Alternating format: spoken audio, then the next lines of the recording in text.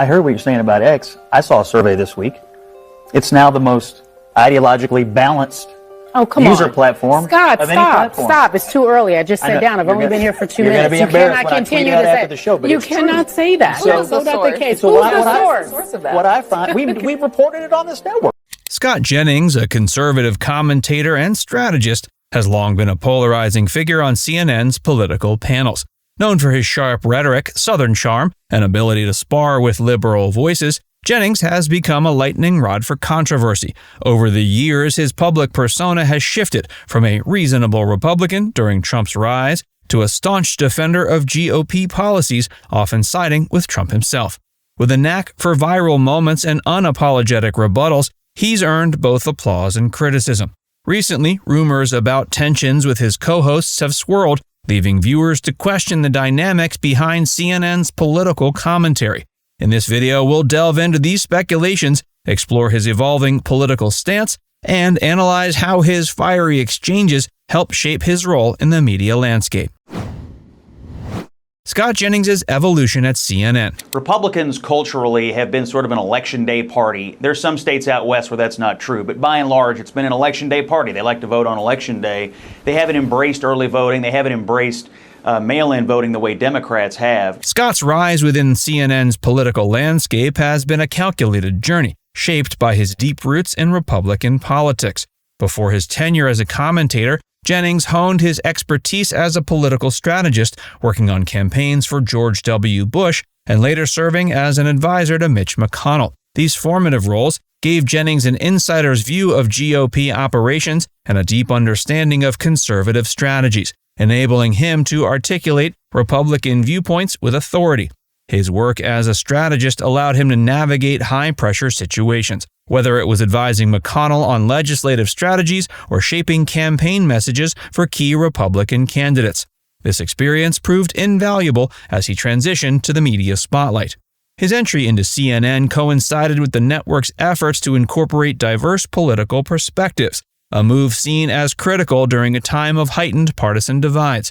His ability to translate complex political strategies into relatable commentary made him an asset to CNN's programming. Initially, Jennings portrayed himself as a voice of moderation, offering thoughtful critiques not only of the Democratic Party but also of his own. This approach earned him the label of a reasonable Republican, particularly during the Trump years, a period marked by tumult and polarization within the GOP.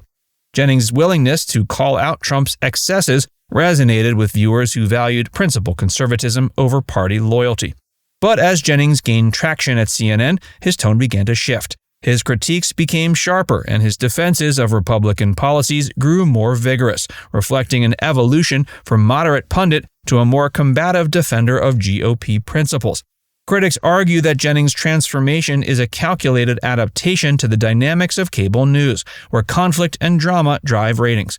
They contend he leaned further into partisanship to solidify his position at CNN, particularly as a counterbalance to the network's predominantly liberal roster. Supporters, however, view his evolution as a reflection of the polarized political climate, where maintaining a moderate stance can be seen as a lack of conviction. They highlight his ability to articulate complex conservative arguments with clarity and consistency, providing a perspective that challenges CNN's predominantly left-leaning narratives. The on-air fireworks. We reported it on this network. It's not accurate, and you know it. Okay, I'll let you make your statement. Jennings' on-air clashes with his co-hosts have become defining moments of his CNN career, sparking endless debates about their authenticity and purpose. These exchanges often escalate into viral sound bites, with Jennings refusing to back down against liberal co-panelists like Michael Eric Dyson or Bakari Sellers. His fiery retorts, such as the now infamous "I don't answer to you," or his controversial comparison of campus protesters to, quote, thousands of Hitlers, have cemented his reputation as a lightning rod for controversy. Jennings' unapologetic style, combined with his quick wit, ensures that his arguments resonate with audiences long after the debates end. While some view these debates as genuine ideological battles, others suspect a more calculated motive. Cable news thrives on conflict, and Jennings' ability to generate headline-grabbing moments makes him an invaluable asset to CNN. His fiery exchanges with liberal commentators draw in viewers, drive social media engagement, and reinforce CNN's commitment to featuring diverse political perspectives. These moments are not just spontaneous outbursts, but part of the larger ecosystem of cable news, where viral clips often serve as modern currency for relevancy and ratings. Insiders at CNN suggest much of the tension is carefully managed, with co-hosts understanding the role of conflict in creating compelling television. Off-camera, Jennings reportedly maintains cordial relationships with many of his colleagues, even those with whom he frequently clashes. This duality highlights a critical question about the ethics of cable news. To what extent are these debates authentic, and how much are they designed purely to captivate viewers? The blurred line between genuine ideological divides and theatrics underscores the challenges of maintaining credibility in an industry increasingly driven by spectacle. For Jennings, these moments serve a dual purpose. They bolster his reputation as a staunch defender of conservative values, while reinforcing CNN's branding as a platform for spirited bipartisan dialogue. Jennings often draws viewers who might not otherwise engage with CNN's programming, creating an unusual dynamic where his presence attracts audiences across ideological divides. Regardless of whether the tension is real or staged, these clashes contribute to Jennings's polarized reputation and ensure his continued relevance in a competitive media environment. Navigating the Trump era. Well, I think the Democratic Party, in the eyes of a lot of working class voters, in the eyes of a lot of men who overwhelmingly turned out for Trump in this election, kind of view the Democratic Party as a professional fainting society. I mean, we're offended by everything. We don't, have our eye on the real ball here, which is people being crushed in the economy, or we don't have our eye on the border. We don't have our eye on the world chaos. What we have our eye on is running around scolding everyone and being offended by everyone. I mean, that's no way to run a political party and then be surprised when average, everyday working people turn out against you. Perhaps the most compelling aspect of his career is his nuanced relationship with Donald Trump. In the early days of Trump's rise, Jennings was a vocal critic, warning Republicans of the dangers posed by Trump's authoritarian tendencies.